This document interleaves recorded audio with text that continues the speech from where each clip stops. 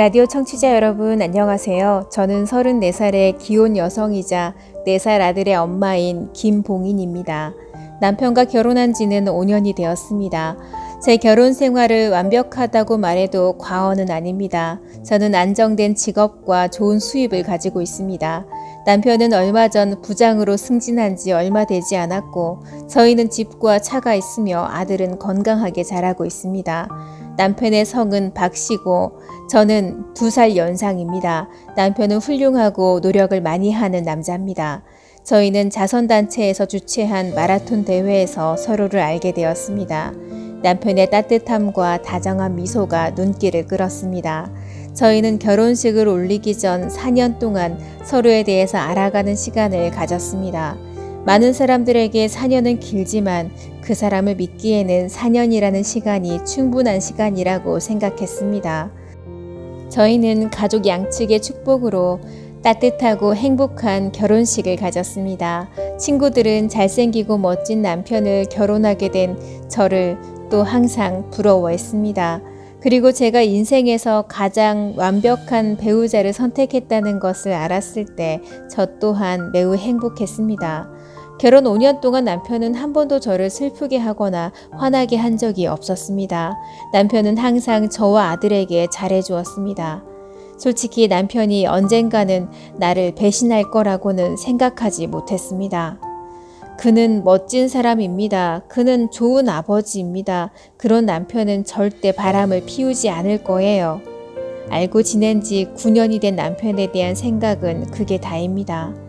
결혼하고 아이를 낳아도 저 같은 사람이 어떻게 이렇게 완벽한 배우자를 만날 수 있을까란 생각이 많이 들었습니다. 그런데 그동안 남편이 고의적으로 숨겨온 가슴 아픈 사실을 알게 되자 큰 충격을 받았습니다.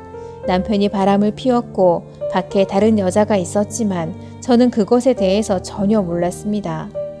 5일 전 친한 친구가 갑자기 전화해서는 밤에 한강 산책을 가자고 한 날 저에게 슬픈 일이 일어났습니다. 사실 결혼하고 나니 저는 제 자신을 사랑하는 법도 잊었습니다. 회사 일도 집안일도 다 챙겨야 해서 친구들과의 모임을 거의 잊어버릴 뻔했습니다. 한편 남편은 일 때문에 늘 밤늦게까지 술을 마셔야 했습니다. 처음에는 친구의 초대를 거절하려고 했습니다. 그런데 시어머니가 아이들 돌봐주는 걸 도와주겠다고 하셨고 남편은 오늘 야근이라서 집에 늦게 온다고 했습니다. 제가 사는 곳은 한강에서 그리 멀지 않은 곳이라서 저는 가장 친한 친구와 함께 치킨과 맥주 몇 개를 들고 한강으로 갔습니다. 저희는 과거에 그 일을 수백 번도 함께 했습니다.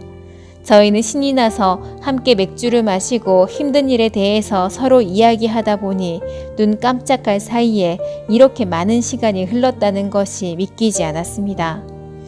우리는 오랜 시간을 이야기를 나누다가 맥주에 더 취하기 전에 함께 사진을 찍기로 했습니다. 그런데 카메라를 켰을 때 아주 익숙한 사람이 제 뒤에 서 있는 것을 보고 놀랐습니다. 회색 양복에 파란색 넥타이를 한 남자를 보았고 그 사람이 제 남편이라는 걸 알아채게 됐습니다.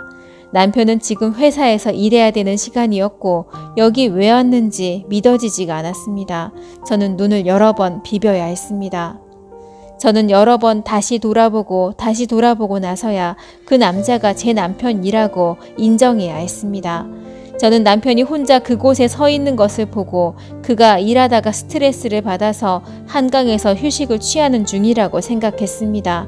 그때 달려가서 꼭 안아주고 응원을 하려고 했습니다. 하지만 그 직후 제가 본 것은 긴 머리를 한 아름다운 여자가 달려와서는 제 남편을 껴안는 것이었습니다. 두 사람은 서로를 가까이에서 바라보면서 행복한 미소를 지었습니다. 그 순간 갑자기 심장이 두근거렸습니다. 저는 쓰러지지 않으려고 제 친구를 붙잡아야 했습니다. 그들은 서로를 너무나 꼭 껴안았기 때문에 더 이상 주변 사람들을 눈치채지 못하는 것 같았습니다.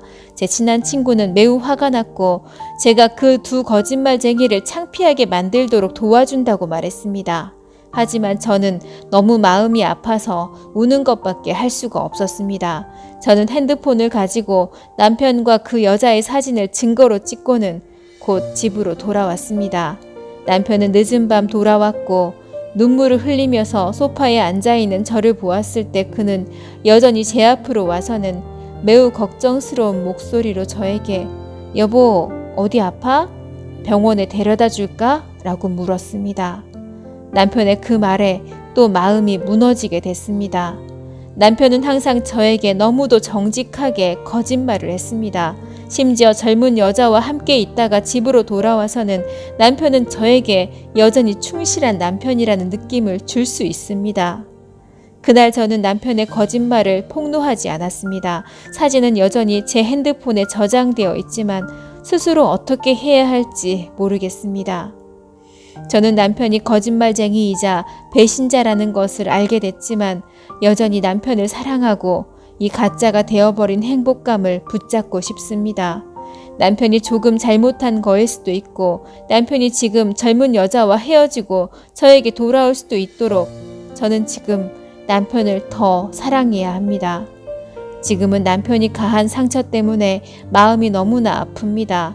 하지만 저는 남편을 떠날 만큼 강하지 않았습니다. 저는 그날 친한 친구와 함께 한강에 가지 말았어야 했습니다. 그랬다면 이 고통스러운 장면을 목격하지 않았을 것이고 지금도 행복한 가정에 살고 있었을 겁니다. 제 이야기를 들어주신 모든 분들께 감사드립니다.